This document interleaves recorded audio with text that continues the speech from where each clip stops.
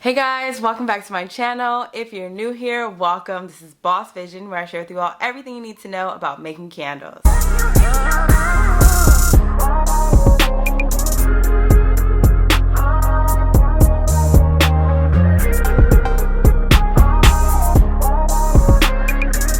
In today's video, I'm beyond excited to be sharing with you all some common misconceptions, some myths. We're debunking the fakeness and I'm giving you the real. Okay. So as you can tell by the title, we're going to be discussing what people assume or, think is true about candle making. So if you like content like this, please make sure you give it a thumbs up. Comment down below if you agree with my opinions. As I mentioned, they're my opinions. So go crazy in the comments and definitely subscribe if you haven't already. We're on our road to 25K. We're like 500 away. Come on, girl. Just subscribe. It's free. Or boy, because I heard there's about 5 men who watch my videos.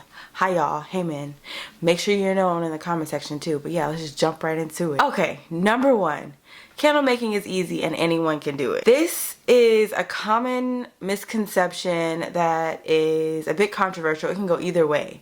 Honestly, you could say that candle making is a challenge. Once you get it right, it is very easy for anyone to accomplish. With candle making, it's not just melting down some wax, throwing in some fragrance, pouring it. No, it's more so focused on a calculated and strategic science based upon proven recipes that have worked for others in the past. And chemicals, I mean, you can't ignore the fact that different types of waxes work better with different types of fragrances, and different types of wicks work better with different types of jars too. So it's such a very slippery slope you could be on as it relates to just going at it blind and trying to use your better judgment of what works best. So as it relates to candle making, often you will get your candle supplies from a vendor. However, vendors do give you recommendations that are not always 100% reliable. I would recommend that you watch videos on my channel. I do several wick testings, I do several fragrance oil testings, as well as really do your research on the reviews.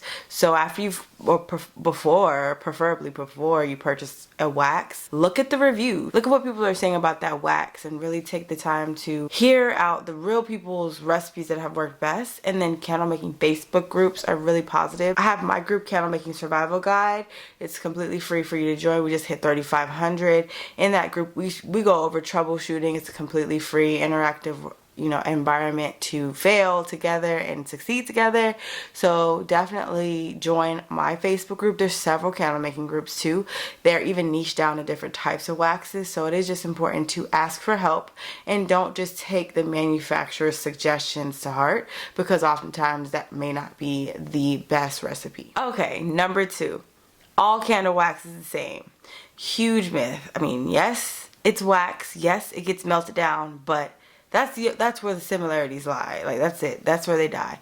You have to be really intentional about the type of wax that you purchase, and you have to be open to the side effects of each wax. So it's similar to any kind of medicine that you'll take that's really beneficial to you, but it may cause you headaches and drowsiness and anything of that nature. Wax is the same. If you pick soy wax, for instance, it is the cleanest, clean burning, toxin free, really good for the environment. You're not going to get a headache, but you may get sinkholes. Most likely. There's an 89.9% chance you're going to get sinkholes, okay? You may get frosting. There's a very high chance of getting frosting with soy too.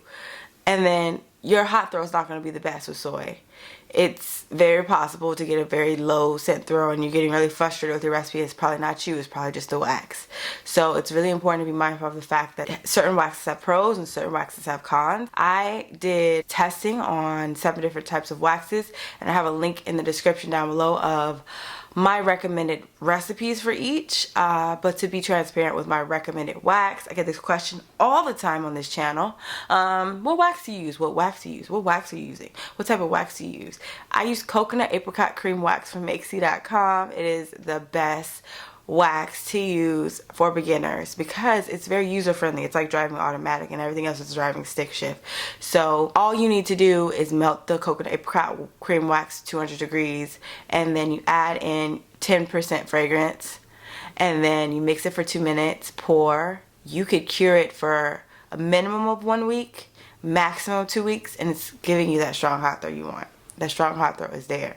It never fails me. I mean, I've tried every different other wax, and it's a hit or miss. Sometimes soy will give me no throw. Sometimes paraffin will give me no throw and a headache. So it's just, you have to be transparent about the fact that no wax is the same. Okay, number 3. This is something I've seen, like when I first started making candles on YouTube. I would see videos hit 1 million views of people going in their kitchen, taking a bowl, like a glass bowl, putting wax in it, putting it in the microwave, and then adding some fragrance in.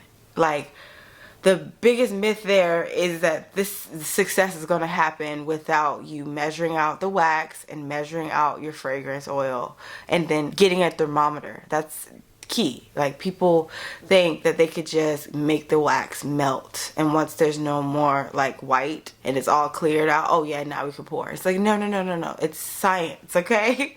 Certain waxes melt at a certain temperature, but there's a certain temperature for each wax for you to add the fragrance oil in as well. So you may have completely melted the wax and it's at 180, but if you're using coconut apricot cream, as I mentioned earlier, you need to get that wax up to 200 degrees. So you need to keep heating it until it gets to 200 degrees, then add your fragrance, just because of the way it's going to cure, because of the type of wax. Okay, number 4, this one's going to be a little bit dicey as it relates to what people assume, but natural wax is not always better than going with a non-natural wax, a synthetic, a paraffin, because natural wax has very good environmental properties, but when you're looking for the most optimal throw, you would do well with something that includes a very small amount of paraffin. Honestly, I use coconut apricot cream wax from Makesy. It has a food grade amount of paraffin, barely there, but it's enough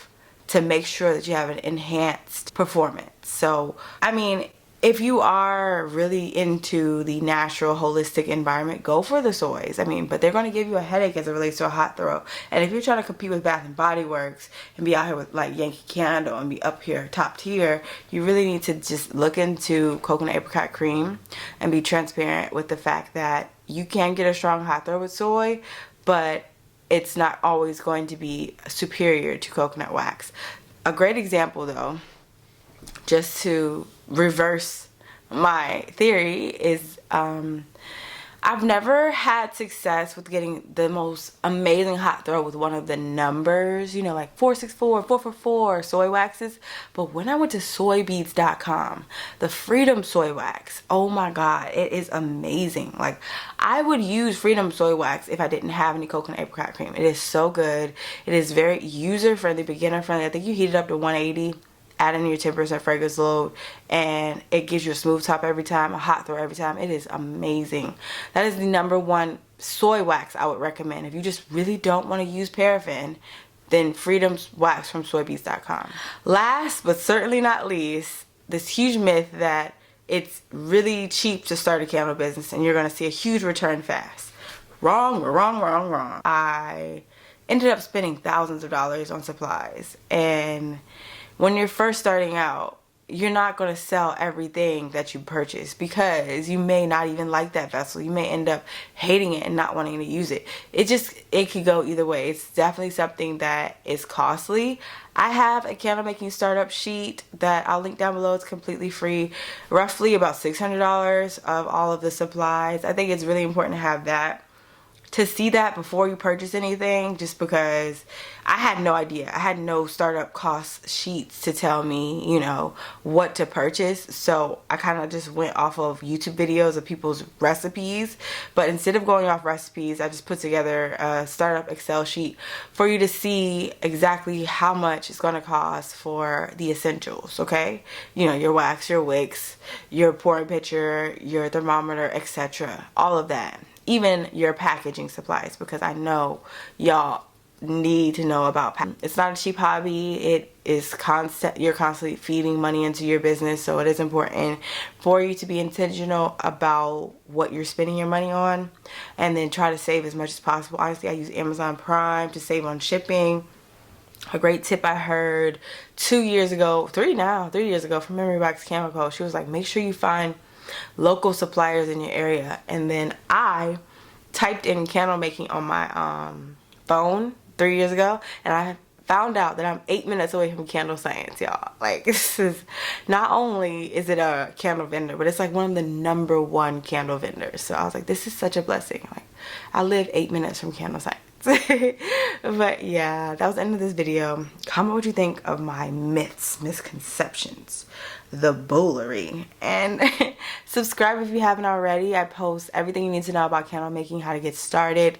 If you'd like a self-guided tutorial on, you know, having a successful business, I would say definitely grab your candle making survival guide. It's located in the link down below. It's only $34.99. It's an ebook that gives you actionable items to take your business to the next level and change your reality. I have 8 years of sales experience, so I found great success with leveraging my software sales experience in my candle business to expand, and I think it could help you all too. If you want to shop Sense of Vision, you know, Sense of Vision Candle Co., use code YouTube for 20% off. I got you, girl. I also sell fragrances if you want to get custom fragrance blends. I also sell those for fragrance oils for your candles. And like I said before, I do have a candle making Facebook group that you can join. Candle Making Survival Guide is 3,500 members, completely free for you to interact with us and go over troubleshooting tips. I also offer one-on-one coaching. It's roughly, I think it's $99 right now, $99 for one-on-one coaching, full hour. We'll go over all of your pain points, what you're struggling with your business, and get you in the right direction. So I hope this video was helpful. Make sure you subscribe if you haven't already, and I'll see you guys in my next one.